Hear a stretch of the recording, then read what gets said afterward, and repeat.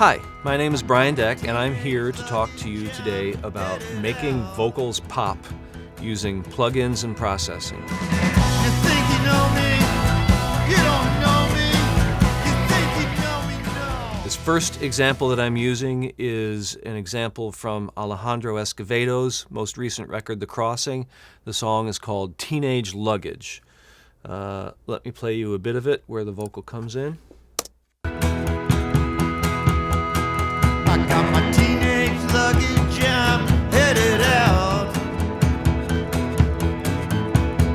looking for American a record shop.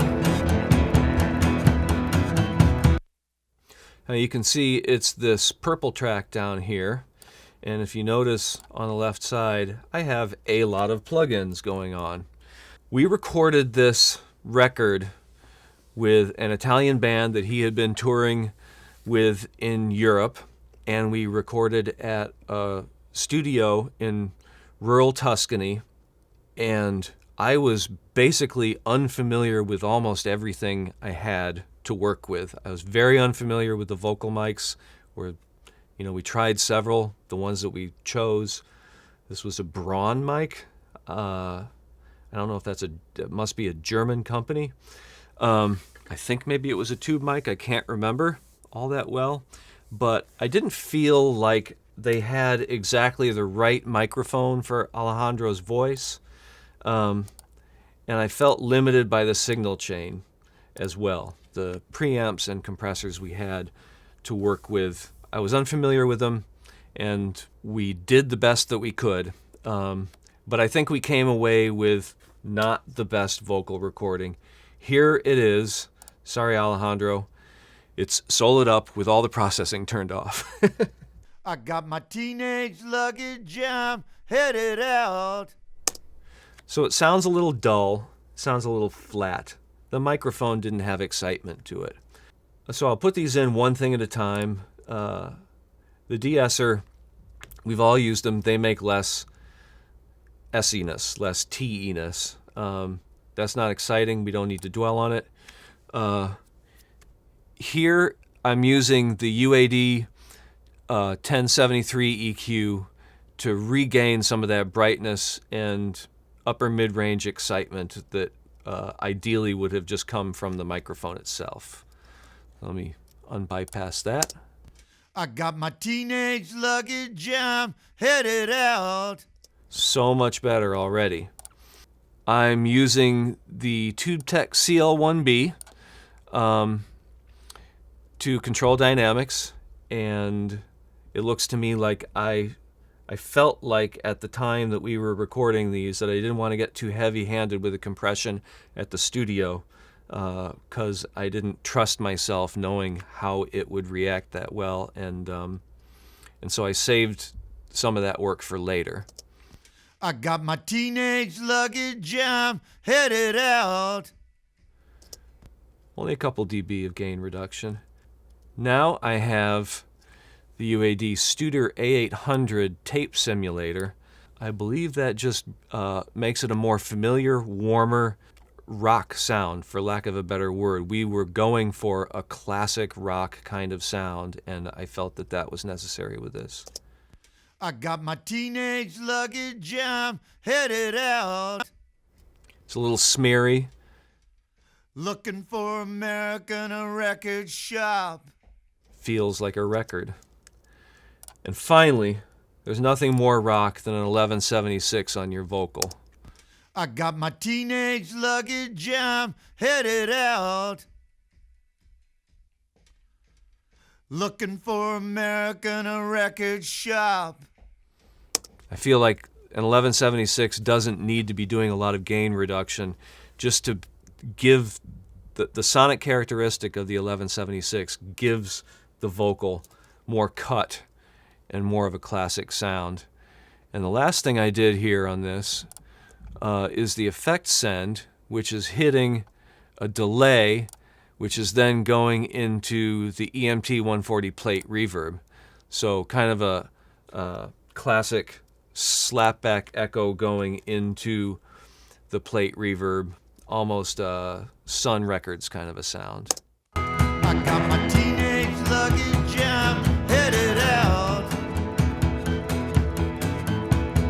Looking for American, a record shop. Outside of Lubbock, we got picked up. Let's hear it when the band comes in. You think you know me, you don't know me. You think you know me, no. Much livelier. Let's look at a second example. For this next example, I've got Chicago's Moritat and their song Promises up here. This band has two singers, one male, one female, and they both sing throughout this whole song. And we decided to separate it out into three different approaches to singing, and we tried to follow through with three different treatments to those vocals. Let me play you some of the first sort of way. Just to keep it physical. Just to keep it physical. Vitamins and molecules. On this first pair of microphones, I've got a little de-essing, just a touch of EQ. On this one, it's cutting, not boosting. A little bit of LA2A compression. And a little bit of Pultec EQB1A tube brightening. That's on the male voice.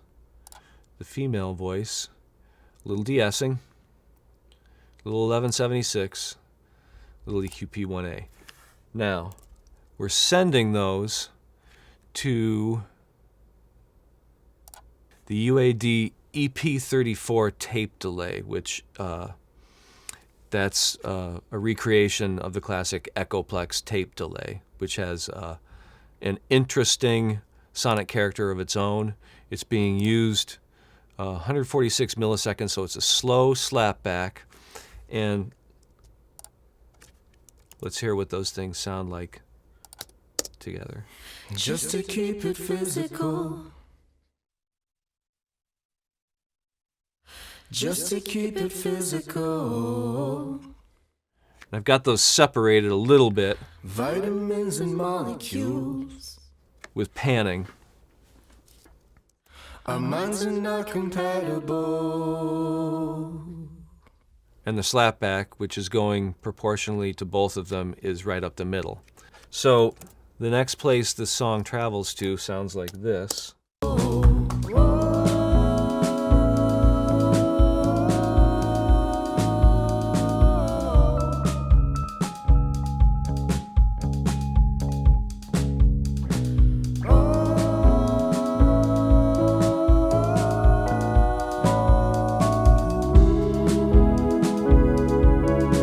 So you can see on these two tracks I have highlighted, I'm doing no dynamic management at all.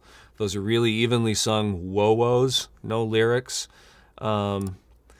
Using the Pultec filter just to take some bottom out of Venus's mic.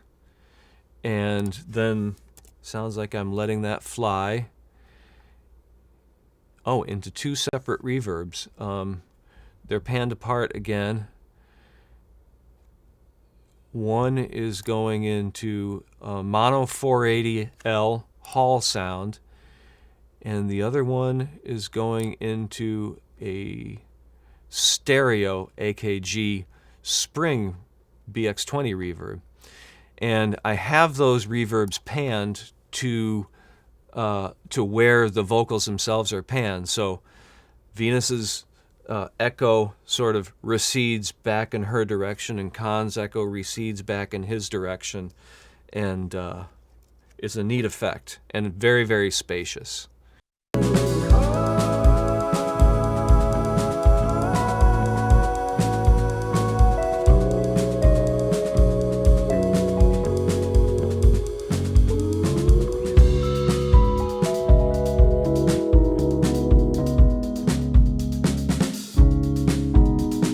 Now here's where that song is getting to vocally. When doors are closed,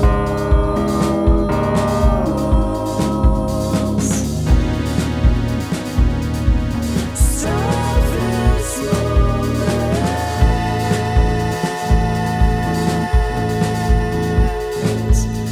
When doors are closed.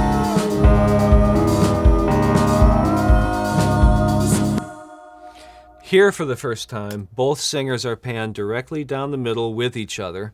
The song has amped up and gotten louder, the drums have gotten roomier, and we need the focus on the vocals, so I'm doing more processing again, a little bit more EQ. The Neve 31102, 1176, EQP 1A. On Venus's mic, de-essing again, 1176. And interestingly, I've chosen a tape simulator on her voice. Let's hear that. When doors are walls, when doors are walls. So I'm getting a fair amount of tape saturation there, and helping that to sound aggressive and have an interesting texture. And then both of those vocals are going through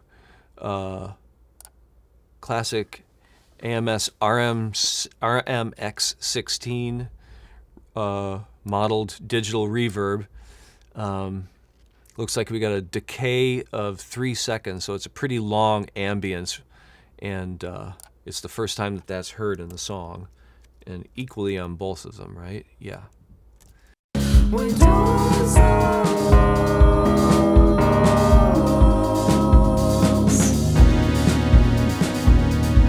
stop this moment.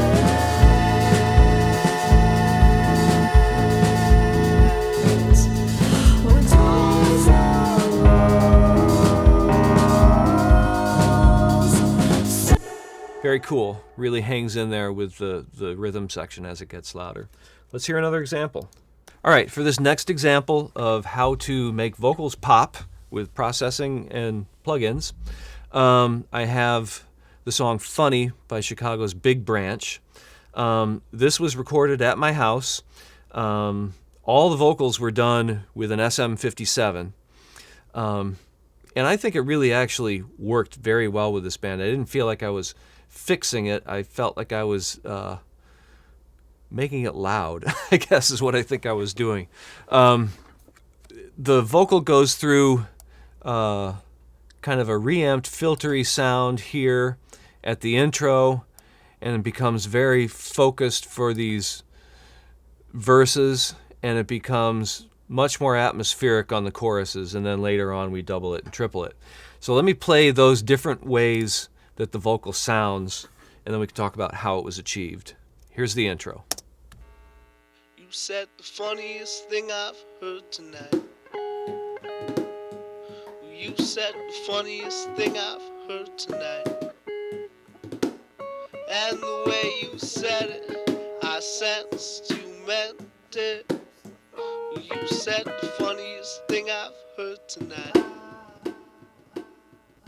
First thing you hear is amp buzz, and that's coming from the guitar. The guitar at the beginning is played incredibly delicately, and there was no getting rid of the amp hum. It was my house. It was, suburban electricity, not conditioned, dirty, and we decided it really fit the song, and it fit the vocal sound that we were looking for. So on that intro voice, I've got UAD Fender amp model going on with two different microphones. It's got a model of a Sennheiser mic and a model of a Royer ribbon, and you're able to change the mix of those. You can change the gain and what kind of speaker it is, so that gives you the reamped character. And then I wanted more tone control, but I wanted to keep it, I didn't want it to be detailed. I wanted to keep it sort of primitive. So I just chose the Pultec filter plugin, which just gives you a high and a low pass. So I'm I'm high passing up to 250 just to get rid of beef so that it sounds thin. You said the funniest thing I've heard tonight. Then the song progresses into the verse, and we need a punchier, more focused vocal, and that's what we've got here.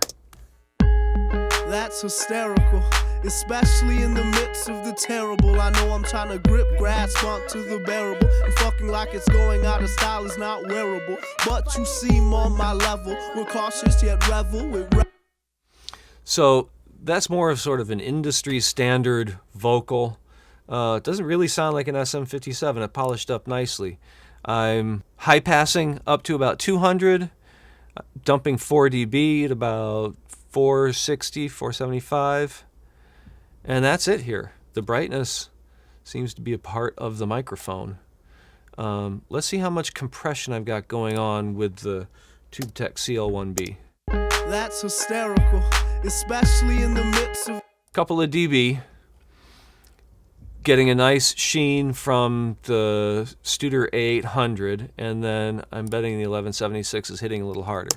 That's hysterical, especially in the midst of the terrible. I know I'm trying to grip, grasp onto the bearable, and Then we move into the chorus, which sounds way more expansive. The live drums come in, and the voice needs to really shift perspective, and that's what it does here. the cards I've been handed. But you said the funniest thing I've heard tonight. Oh, you said the funniest thing I've heard tonight. And the way you said it, I sensed you meant it. The funniest thing I've heard tonight. So I am, first of all, I'm processing that voice the same way. The same Harrison EQ, CL1B, Studer A800, 1176. And I'm shamelessly sending it to just about every available reverb and delay that I had already instantiated and then some. So that's what this Ocean Way Studios room sound is there for. But you can hear that there's long reverbs as well. There's rhythmic delays, and it goes from there into a breakdown section and picks back up with the focused verse, hits with another chorus, and then you start to hear the voices pile up, and that's where the drums start to get doubled up as well. So here's the last two choruses as things build. You said the funniest thing I've heard tonight.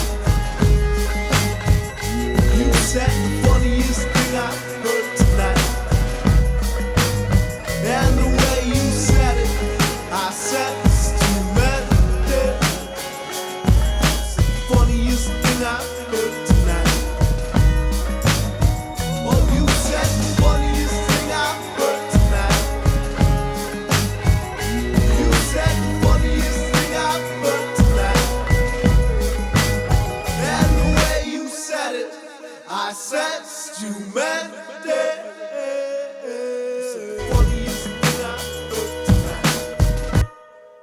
So there's harmony at the end, and the extra added vocals as they come in, I believe that I was working with less mixing horsepower at the time that I did this, so I was just using the Digirac plugins that are native to Pro Tools to do a little bit of de-essing and dynamic control because I didn't have as much horsepower for instantiating other plugins, other fancy fun plugins, but it does the trick, and those vocals really pop at the end. Let's check out one more song. For this last example of how to make vocals pop with plugins and processing, I would call this last chapter Plugins, the Cautionary Tale.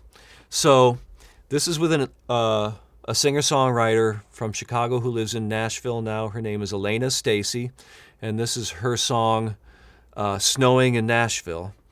And it was part of a larger project that we were doing, and it was, I think, the last song that I mixed in the project. And the rest of the songs in the project had more instrumentation. It was all very organic sounding, but the other songs were a little bit louder and more band oriented. This one is very singer-songwriter oriented. Her finger-picked guitar is at the forefront, and it really was all about focusing on there's a lot of interesting sounds, but it's all about her guitar and her voice. Now, because it was the last song that I mixed in the project, I began by just importing the signal chain that I had from the previous songs, and that meant a lot. This is her vocal track here. I have a de-esser, I have a Fairchild compressor, I have Pultec EQ, and a Neve 1073 EQ. I don't remember if this was part of the original signal chain or not, but I was mixing, and I was mixing, and I was mixing, and on the other songs, it was really about controlling her voice and having the other instruments grow and contract underneath, but her voice was staying stationary and right in front of your face. This one needed to have more breathability. It needed to have more dynamic range. It needed to not be so controlled. And what I found out in the end was I needed to get rid of the plugins. The plugins were the wrong idea. So her voice was recorded with a beautifully maintained Neumann U67 tube mic. It just sounded great. I didn't need to be doing all that stuff to it. And I ended up with the LA2 plugin, the Teletronics LA2 plugin by UAD, which is the recreation of the original LA2 before it became the LA2A, before it became a little bit cleaner, a little bit faster. So this is a little bit warmer, a little bit slower, and is not doing a whole lot of compression. It's just giving a smooth, round character to the sound. And then, this is the important part. Instead of so much compression, I did automation. I always do automation. I always chase up the ends of vocal lines. I always make sure that everything's audible insofar as we think it should be when we're doing it. But you can see that I'm going all the way from -10 on the fader to plus about a half dB, in places a little bit louder. So that's a lot of mixing dynamic range.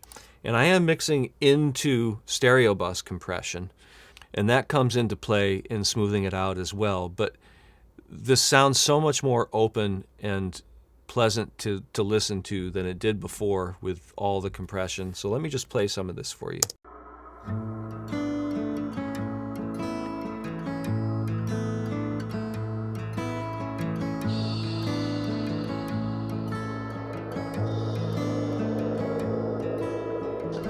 I left my heart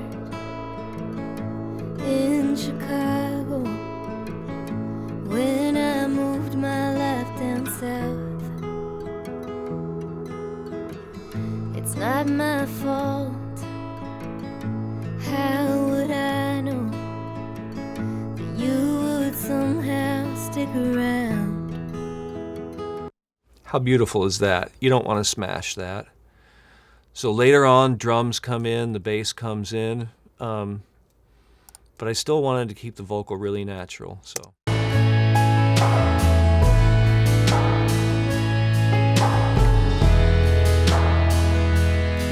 Now you come down in silent, swirling light. Touch the ground, the kind of cold that bites. I just think that's awesome. I maintained the intimacy, still got the vocal right up on top of the music, and it's a very natural listen all the way through. Plugins are awesome. Plugins can do a lot. I do a lot with them. Sometimes they're not the answer. I hope you enjoyed this. I hope it opened up your mind and pointed you in some new directions, and you'll go ahead and experiment and find ways of your own. So thanks a ton for being here, and see you next time.